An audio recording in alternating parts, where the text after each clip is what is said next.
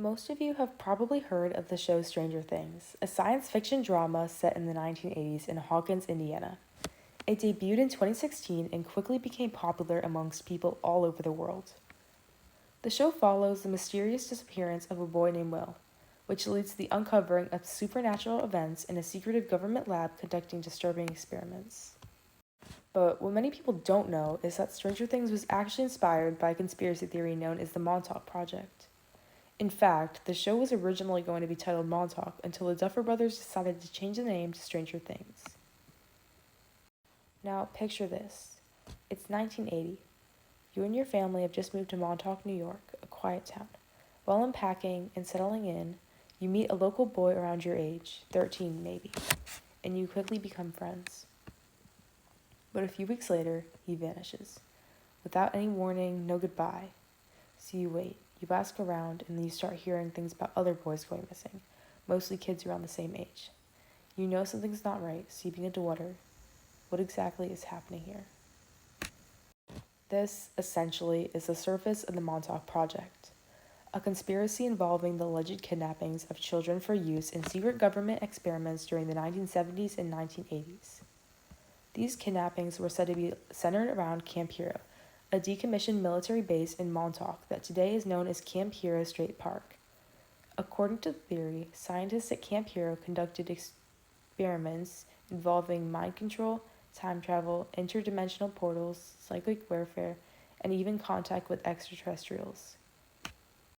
To contextualize, Camp Hero was originally built during World War II to defend the East Coast from possible German naval attacks. After the war, the United States government reportedly brought over former Nazi scientists through Operation Paperclip, which was a Cold War-era program that recruited German experts to work on American military and technological projects. The Montauk conspiracy also draws parallels to MK-Ultra, a CIA project that began in the 1950s. MK-Ultra involved illegal mind control experiments using drugs like LSD, as well as hypnosis, sensory deprivation, and psychological torture. These experiments were often performed without consent and targeted vulnerable groups such as prisoners and psychiatric patients. Because of projects like MK-Ultra and Operation Paperclip, some people believe that something like the Montauk Project could have existed, even though there's no hard evidence to prove it. While some argue that the idea of mass child abductions and supernatural technology sounds far-fetched, others say it wouldn't be completely out of the ordinary for a government with a track record of secrecy and unethical behavior. According to Montauk Project believers, sadistic experiments took place beneath the radar tower in the hidden laboratories connected by underground tunnels.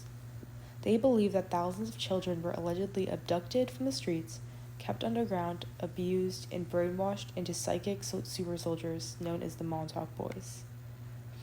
By using electromagnetic frequencies, scientists supposedly tapped into these children's minds and controlled their thoughts and memories. Most of the claims that are stated come from Preston B. Nichol, an engineer and author who first published them in his 1992 book called The Montauk Project: Experiments in Time. However, Nichol is widely seen by historians and research as unreliable.